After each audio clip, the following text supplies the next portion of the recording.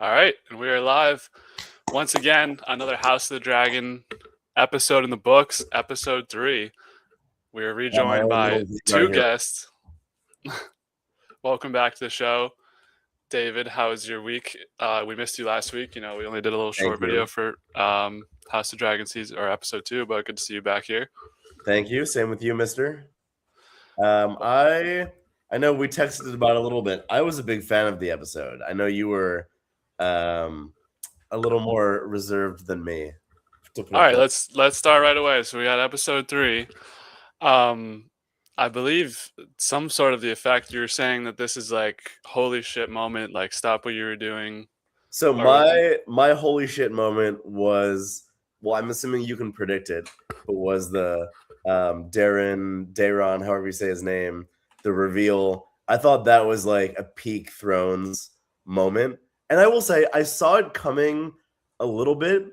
Like, I was trying to figure out why he wasn't talking, and I didn't know if it was like, for all I know, he could have been like deaf or something, but something felt off. And then the second that Rhaenyra and Alicent watching there, I knew right away that it was going to be a fake or something was wrong. And but it was still, I thought that was like just a great Thrones moment. Like, that's the type of stuff that you would get back in the Thrones. So let me ask you this: you weren't on X at all before the week leading up to the episode? No, I don't look at any spoilers. I was looking at spoilers, but the spoilers found me, stupid X. I was like, "There's apparently a For You page, or do you go on the following?"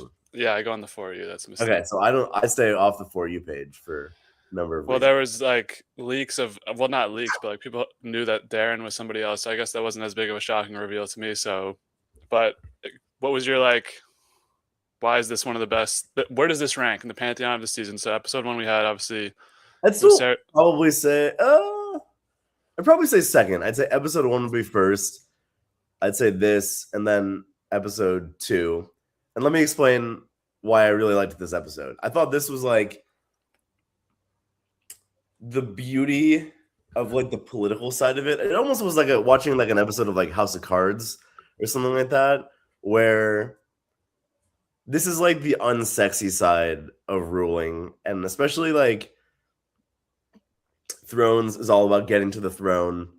And I was reading on The Ringer afterwards. I'm going to selflessly plug The Ringer about their recap of the episode. And they made a great call out of when Robert Baratheon is king in season 1 of Thrones.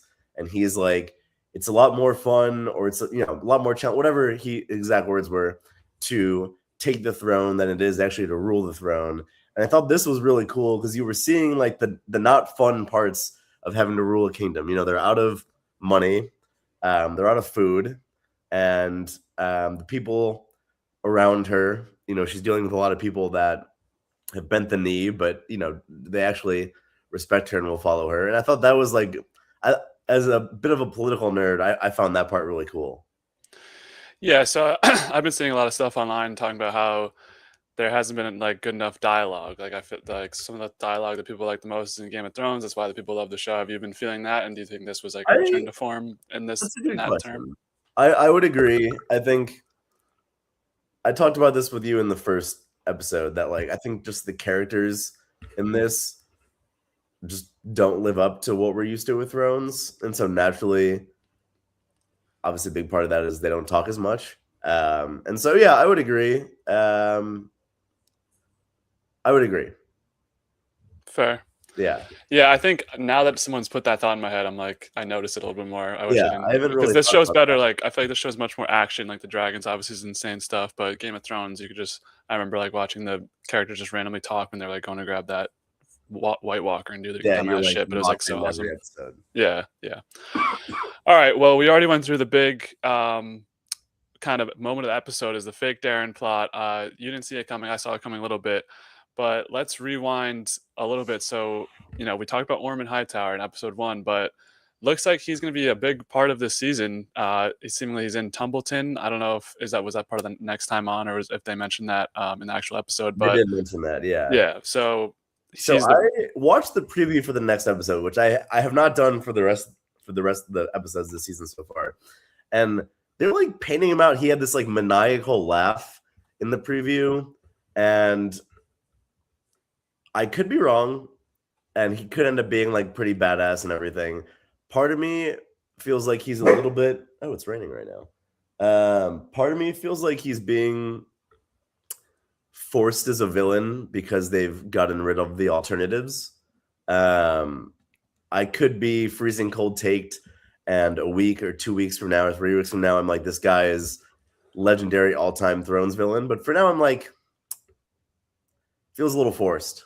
Well, I think they need somebody because Aegon's on his little quest around the whatever he's doing around the whole friggin' map, and then Aemon just got stabbed. It feels like he's going to be out of the picture for at least a couple episodes. So this is like our new big bad. But I guess maybe it'll start to turn with now Rhaenyra being in charge. But he's got the guts for it. I mean, and that did something seem off to you in the initial exchange between Ormond and Daemon, or were you not thinking about it at that point? I was like, that's a good question. Let me put myself back into the shoes of me on Saturday or Sunday. I don't think I read too much into it, but I was expecting more from like the surrender, but then when it didn't happen, I was like, oh, like something will probably happen at some point, but I didn't think it would be right away. Something that I reflected back on after the episode was that they didn't take the dragon, or at least we didn't see them take the dragon with Daeron. And so obviously that was something a little confusing to me at the time too. Like, why just leave a rogue dragon out there for like? That's a big probably plot hole in the part of the writing, or whether it's the writing of the show, or whether it's like Daemon's supposed to be cocky or something like that. Yeah, I don't really know whose fault it is because I didn't read the books. Maybe it's George's fault. Maybe it's the show writer's fault. But it's a pretty big like character blunder on Daemon's part, because if the whole point's the dragon advantage, and if you're leaving them with a dragon, even without a writer, kind of stupid. So yeah. Well, I like that being like the big moment of the episode, because when we see a lot of stuff go wrong for her this episode, and that was like kind of the one thing that had gone right, is like, oh, Ormond's surrendering and he's going to give up Daeron, and we have Daeron in our possession. Won't we kill him? And we'll talk about her and Daemon's conversation. But I did like that kind of rogue pull at the end of like, oh, she really like accomplished nothing in this episode almost. Yeah, I find it pretty funny. I think the music that they're doing with the show is really good. Like the score, like when she was pacing through the halls of the Red Keep, it's like the type of like what's that, like I don't even know the right word to put it, but it's a very like fast paced, like anxious type music and going, and you're like, you just know nothing's going right for her, and it's just crazy foreshadowing in the Thrones universe. Like realistically, I don't know what's gonna happen, but I'd be stupid to say that her time on the throne is something's gonna happen. I don't know what it's gonna be, but something's gonna happen. She's clearly not fit to serve. I mean, she got cut on the Iron Throne last week. Her crown started making her bleed this week. She can't control the rats. She has no money. Yeah, no food. She's doing what she can, and she's trying to be nice, but she's not cut out for that job. So I don't think no one in that kingdom is at the moment. Maybe. No, Daemon's a little too much of a. Daemon would be insane, bro. Yeah, come on. If Mike Pence had the courage, Daemon would be in charge. I don't know if I buy that one, but all right, we've got a lot of comments to go through. So we're joined by some of our friends in both the YouTube and Instagram chat. We'll start with YouTube. So Jake Freeland 1424 is with us tonight. He says, "Hi, chat." He also says Ormond is cool so far. I'm kind of middling on him. I'm kind of wait and see with him. I don't really get. I agree. I need to see more before I make an opinion. Yeah, I wouldn't say cool. He's just kind of there for me right now. All right, we go over to Instagram. We've got a lot of these comments to read through. So, of course, Will Kaufman is here to take us off base. He's got maybe a question for you. Thoughts on recent Supreme Court decisions from last week? We're not talking politics here. Yeah. We're talking ground. He always tries to do this. I don't know if you were going to take the bait, but what do you know? Connor Chester says, wow, would you look at this? Hey, Chesty, coffee cake. They're going back and forth. And then Will Kaufman says, I have no journalistic integrity. I don't really know if that's true, but we'll just have to go with that. Connor says, House of the Dragon Season 3 is tremendous. I hope this reaction does not contain book spoilers. Yes, if you missed the first episode, both David and I have not watched or not read the comics at all. We have no idea what's coming, really. Comics. whatever, the books, the comics, the literary arts, whatever. Clip But font. we have nothing.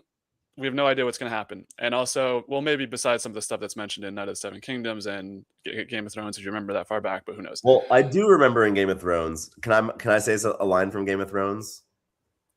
Yeah, go for it. Because it potentially might spoil, but I don't know. Then don't say it. Don't say it. Okay. I'm just He going also to say, says, we watched Game of Thrones recently, so I've rewatched it as Game of Thrones this past winter/spring, and there's like a few breadcrumbs from House of the Dragon that give some details away on some stuff, but it doesn't give away specifics, but it's like broader plot points, and so I'm very curious on a lot of the who's in the outcomes here, because I have a lot of like the what's, but not the who's. Yeah, and also Helena's having some visions, so we can talk about that. Damon had a vision, so like those are fair game to talk about. But let's, for the unexposed out there, in case they forget what happened, I don't know, who knows. He also says, "Wonder what will happen with Larry's ex Aegon." That seems like something we can talk about next week when they are more focused on. Yes. Kaufman says, "Michigan Democratic Senate debate just happened between Stevens and El Said. What are your thoughts?" We were preparing for this podcast. I wasn't watching. Maybe I've been vigorously studying my notes for this podcast. Okay, yeah, we didn't have time to check that out. Yeah. Does our host even care about his audience? Yes, I always read every comment. Don't worry. He also, Connor, last comment says, "Love the rat appearances every 5 minutes to show how Aegon." So I love Connor for mentioning that. I thought that was just like a great, like, she's right in the kingdom. Everything's going wrong. They say no gold, food shortage, and then all of a sudden, rat scurries across her foot. And the guy's like, "Oh, by the way, all the rat catchers are dead." And I thought that was like a perfect, like, straw that broke the camel's back moment, where it's like nothing's going right, and then you have this just like annoying issue that is just going to come back and bite her. So I love that comment from Connor. That's a ball nowhere right there. Well, the rats were also featured in the dinner for the nobles. So I do want to talk. Can we talk about that dinner really quick? Yeah. Well, let's go for it. We'll get back to the comments. The second that dinner started, I knew some shit was going to go down. I didn't know what though. So part of me was like, jumped right to like Red Wedding, Walter Frey slaughter, where he gets killed from Arya. I was like, is this going to be one of those things where they drink out of the glass, she doesn't drink, they all die from poison? Or is it going to be one of those things where they all toast, food comes in, and all the waiters or waitresses cut all their throats? I thought it was good what they did with, like, I knew something was going to happen. I liked the feeding of the rats and taking their food. I thought that was good. I thought that was like a good Thrones moment. A little predictable, but I thought that was a really good Thrones moment. Do you think that this was the correct call from Rhaenyra in order to figure out some of her problems this episode? Loaded question. I think it's better than some alternatives, but I don't know if that was like the number one thing I'd do. Short answer, yes, but she is not in a position to be burning bridges with powerful people in King's Landing right now. I know she is fighting for the small folk, which, I respect. And something had to be done, but inevitably, for being real, this is probably going to end up burning her figuratively or literally in the long run, with her actions. And she has not enough people in her corner, and she's spurred another bridge with people that probably realistically can't burn a bridge with. Yeah. Great transition to another comment from Jake Freeland. He says, "I stand with Corlys." That was going to be my next big talking moment of this episode. So we see Corlys try and get Adam and Alan to be part of the Valyrian name, or at least named that way. She refuses to do it for Adam, saying that he is of Hull. And we'll talk about the Ulf scene as well and as part of that. But it seems like this is something that Rhaenyra is not willing to at least go into yet, of naming these quote-unquote bastards or people who are of unorganic Targaryen descent, giving them the name. So that's always been something that's kind of been strong throughout the whole Thrones universe, I feel like, is that Targaryen namesake is like a very sacred thing. And we see that play a part here. But where do you land on this with Corlys and the situation that unfolded this episode? Yeah, just goes back to what we were just talking about before with like burning bridges. She is not in a position to be burning bridges right now. And to do that with like the hand of her queen, the guy who's got in theory, the strongest navy, and the person that's been with them from the beginning. You know, his wife was a Targaryen, whatnot. Stupid, short-sighted. She's got to get off her high horse. Accept change. Yeah, and especially like, again, we haven't read the books. She's Ulf and what's the other guy? Hugh Hammer. Hugh, thank you. Ulf and Hugh. Her and Daemon already treat like shit. Probably something's gonna happen there. They'll either die fighting Targaryen or something, or they'll turn sides and go to the Green. Something will happen. They're just being treated so dog shit right now by her and Daemon. Well, I feel that way with Ulf for sure. Where like I think we mentioned on the first one where he could just like turn cloak immediately for like a higher. Yeah, maybe not Hugh. I think Hugh probably might stand tall. Yeah, but Ulf, yeah, something's gonna happen. I don't know what.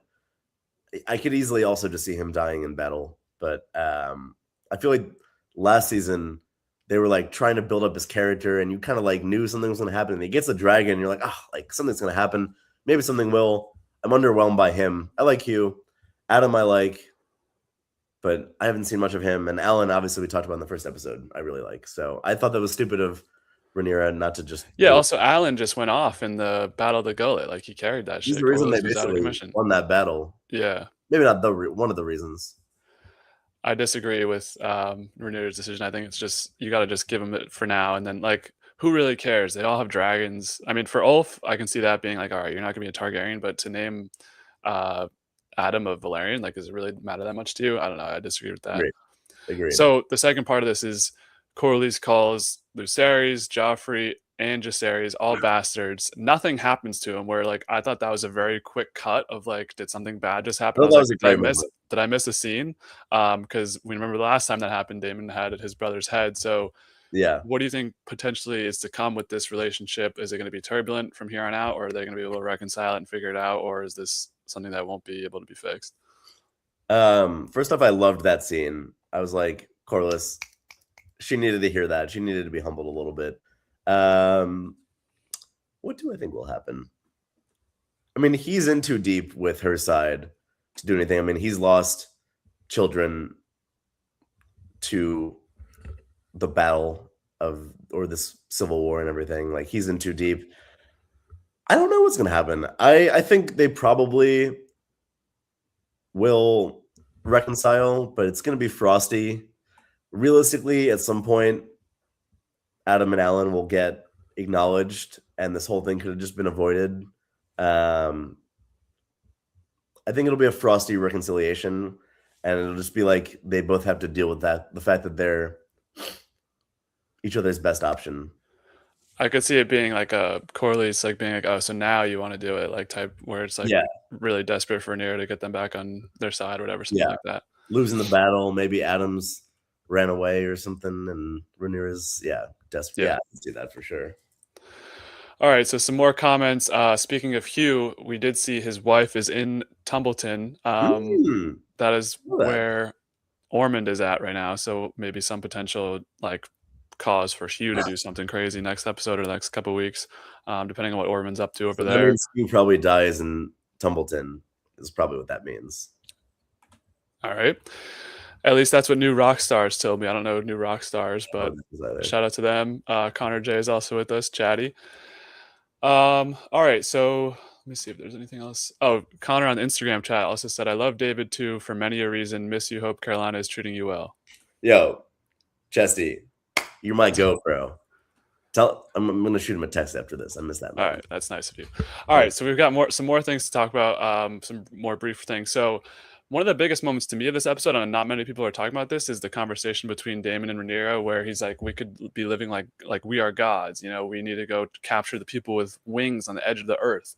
Like, I feel like Daemon's just living in fucking La La Land right now. While Rhaenyra's like, I got to figure this out. And also we can tie that into the small council of Daemon, the White Worm, Corlys, and Rhaenyra not being able to solve anything. I was like, holy shit, like these people are so disconnected. This is a disaster. Where I don't know, I think really the best one right now is White Worm, who like understands the needs of the people, which is crazy to say considering she's like a snake basically. So I don't know. You're kind of her. I like her. Okay. Yeah. I mean, I like her, but I'm like, this is the person, like, of all the noble people on the board. As a Varys truther from Game of Thrones, she's like gives me enough of the Varys one-liners that like it's I like her. Obviously, some big contention between her and Damon as well, mostly one-sided there. Yeah, So I think this is former headed for lovers. something bad to happen. Where I think Damon's gonna want to act rashly, White Worm's gonna want to act like chill. Corlys is on an island right now, so it's like I don't know. We got to get maybe a fresh voice in there or something to figure this out. Yeah, the thing is, I don't know who that voice would be. Do you have Yeah, any prediction on who that voice would be? I'm trying to even think who's left on I mean, team. like maybe you get someone in the north, just Yeah, to one of the Starks. just to like Well, we met that one character in episode 1 who had the Lannister head. Maybe he gets yeah. involved somehow. They didn't even like. I feel like they kind of teased the Starks in season 2 when Jacaerys was at the wall and like That was the first that. That was the first like moment in episode Yeah. 1. And so maybe, and then I'm trying to think what else. Yeah, I couldn't even tell you. The river people are dead. We saw Aemon took care of them. Yo, just make Walder Frey born already. Yeah. Maybe the Raven will help clutch up or something. Yeah. All right. Freeland's got a take on Mysaria. He says, "Fuck Mysaria, the White Worm." Damn. She's a little too strong-minded for Freeland. Yeah, too much woman power. Yeah. All right. So yeah, I just thought that conversation was interesting. I think that's going to be a tough battle for Daemon and Rhaenyra to figure out because Rhaenyra wants to be more chill. Daemon's going to be like trying to go for it all. We have this our minister or maester, I don't know what they're specifically called, who refuses to anoint Rhaenyra, and she's not going to get this big anointment, the one thing that she wants. That's going to be a problem moving forward. Any kind of fleeting thoughts on that? Quick thought is they're trying to make this guy into something, and I have no thought on him right now. Maybe they're just trying to like make high him septon Sparrow, and I just could not be bothered. I think he's just there to move the plot forward, saying like, oh, like there's still support Team Green, there's still whatever. Yeah. And then the last thing we see is obviously the very complicated friendship of Rhaenyra. And well, not the last thing we see, but the last thing I kind of want to talk about is the long-lasting friendship between Rhaenyra and Alicent in this episode. Alicent not as upset, I thought, about killing Otto. She kind of like accepts that it kind of had to happen, but she does give like I mean, her dad did, to be fair, like pimp her out from the age of like 13. So probably some long. She hasn't been treated well by a lot of men in her life so far. I don't think there's a man in her life. I guess Viserys was nice. Viserys was chill, yeah, but. Obviously he was like 40 years older or something like that. So they also talk about Aegon, who they're going to go with the plan. Rhaenyra actually goes with Alicent's plan to declare him dead, which that is just going to be a disaster. Oh, I mean, Rhaenyra, I get she's giving Alicent kind of like a bit of a trust by default, the fact that somehow the King's Landing plan worked out. So maybe she's like got to give her some of the benefit, but you all know that's going to bite her in the ass. I mean, that's just going to end up horribly. I don't know how, I don't know when, but it's not going to end well. Yeah. Well, if people see Aegon walking through King's Landing, they'd be like, oh shit, they lied. And then it's, it's over from there. Yeah. I also said they talked about Larry Strong, but I forget what they said about Larry Strong. I don't know if it was that important. That'll be a next week. Yeah, we'll definitely get into. Well, Larry Strong, we kind of missed our chance last week to talk about him with his kind of. I don't know if you said you didn't like him right in episode 1, but last week he kind of moved the pieces around the board, got served up Otto Hightower. So does that garner some respect out of you, or are you still saying he's like a fake Littlefinger? No, I mean, listen, Littlefinger is 101. He's all-time GOAT backstabber. I think Larry's is like he's like Littlefinger's S tier, and then that A tier is like open. Maybe like a Varys is in that A tier. I think Larry's is in that B tier with potential for A tier. He'll never get to S tier. I don't care what he does. He's not going to S tier. Okay. He'll get to A tier. All right. And then before we get into our awards of the episode, we have the last scene we see on screen is Rhaenyra at the end looking through the fire. And one of the themes of this episode to me too is seeing this sort of turn that maybe we needed to spend more time with Daenerys to see her turn. But at the end of Game of Thrones, we don't need to reheat that. That's a good point. That's a good point. I kind of saw this as like the classic like Targaryen you know, this is how it all ends up and crashing out. At least we get like some explanation on why this is, because everything she does is basically going wrong. So her looking through the I think fire that's might be good like, for you, Colin, honestly. thank you. Yeah. Thank you. Yeah. I mean, I think that's what we're getting with Rhaenyra is like her downfall will happen. It's very clear. And I guess it's just like it's not going to surprise anyone like it did with Daenerys. So that's a good point. I do want to make a quick point. This Daron guy must be so badass. The fact that they've teased him like this for this long, like if he just ends up being, and for all, I'm expecting him to be really cool and really great and whatever, et cetera, et cetera.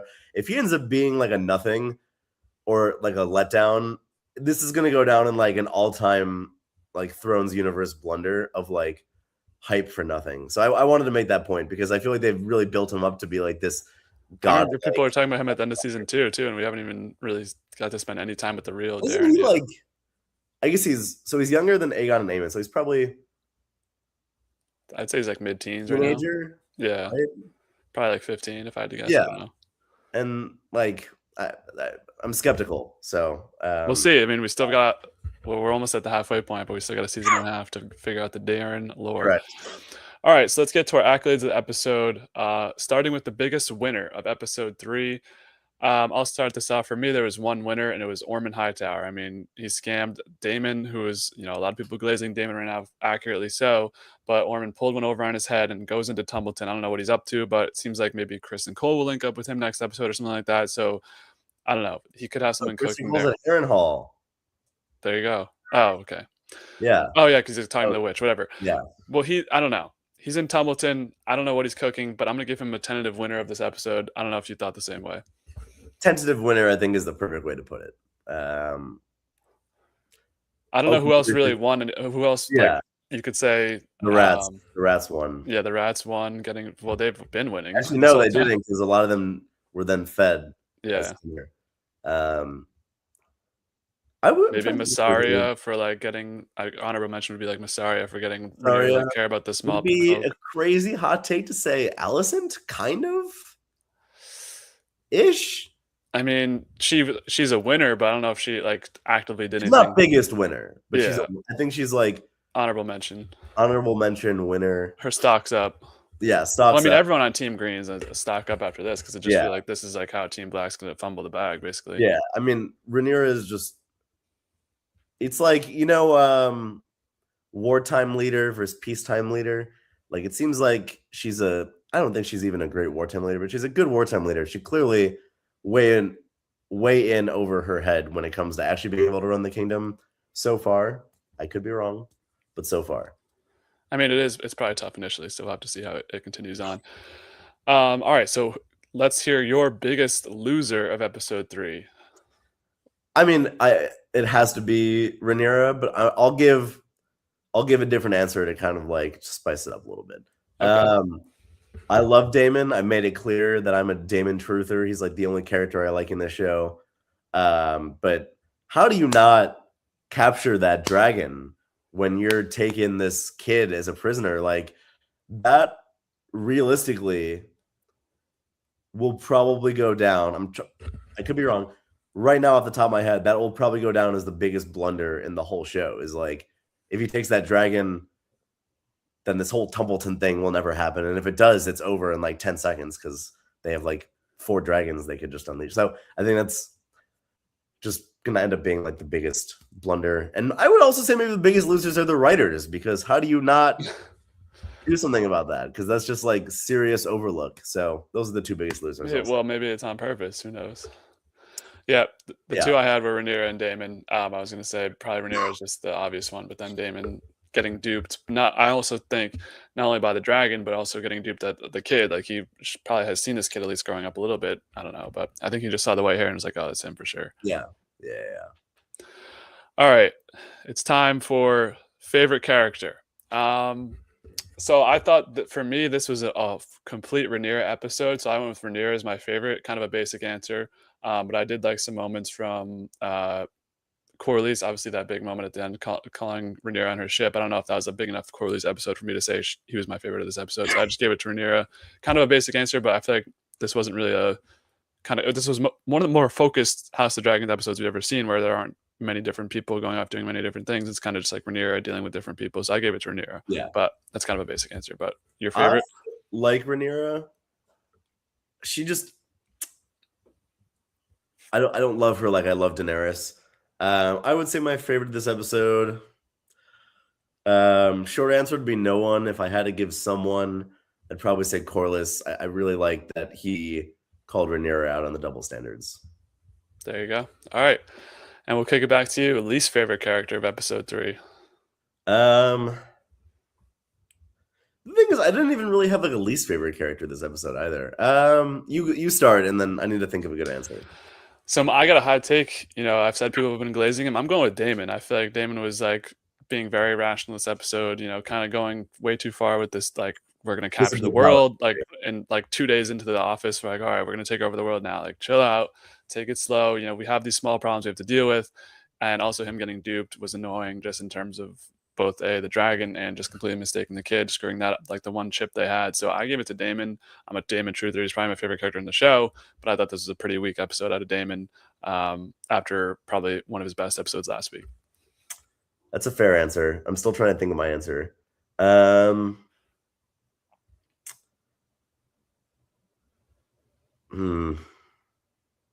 am going to say the High Septon, High Sparrow. Good pull.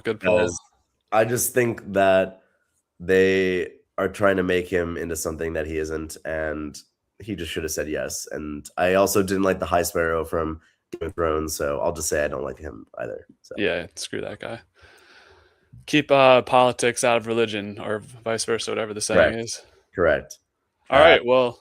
Thank you for having me, Dubcast. Of course. Final thoughts before we descend into the next? I'm excited for the rest of the season. I mean, shit needed to happen. Shit's happening. I'm excited. I think there's a lot of potential with, let's say there's 5 episodes left, there's 13 episodes left probably in this show. I think it's a lot of potential. I think they fucked up season 2 still, but they're doing a good job cleaning it up, and I'm impressed with the season so far. I agree. Everyone's talking about Game of Thrones and House of the Dragon on Sunday nights. That's how it should be, at least for the next couple of weeks. Life is good again. Yeah, it's been great to talk about it with everybody. So that'll wrap up this one. I'm sure we'll expect to see you back for a couple more at least next week. Okay, great. We'll be back for the halfway point of season 3, House of the Dragon. If you're here for the first time, we get some other guest stars next week. Maybe a little Connor Chesterman. Maybe you make some calls. They don't want to come on. I'll get Chesty on here. All right, we'll get some guests. We can get a call in if we have more time. A little panel, Final question: how many episodes this season? This is 8 episodes this season, so we're almost at the halfway point after next week. If you're just new to the channel, we're doing movie reviews, random movies right now. Odyssey coming in the next couple of weeks. Silo season 3. I would recommend Silo to you, David, to check out, but I don't know if you have the time to put another show right now. But it is watching a very stupid show on Hulu called Not Suitable for Work. It's like a very early 20s, mid 20s teenage drama type romance show comedy. It's pretty stupid humor. It's funny. It's good background noise. So that's my current show that I'm watching. And look at this. Looks like we already have a guest for next week. So we'll have a trio for episode 4. That's power. Of course. Anyone who wants to come on this show can come on the show. Right? Anyone. Who am I going to say no to? Jake Kurtz. All right, we don't need a name drop on this. He can come on. I would love to have him on the show. All right. Besides that, those are the 2 shows we're covering right now. Who? Derek. All right. Let's not name drop people. People know who we're talking about. Derek's not watching this. He's in Thailand. Cheers. Shout out to Derek. He can come on too. I don't care. I think it would be funny to have him on the show. We'll see you next week for episode 4, House of the Dragon. And then stay tuned this week for Silo episode 2 and movie reviews. So see you when I see you, as always.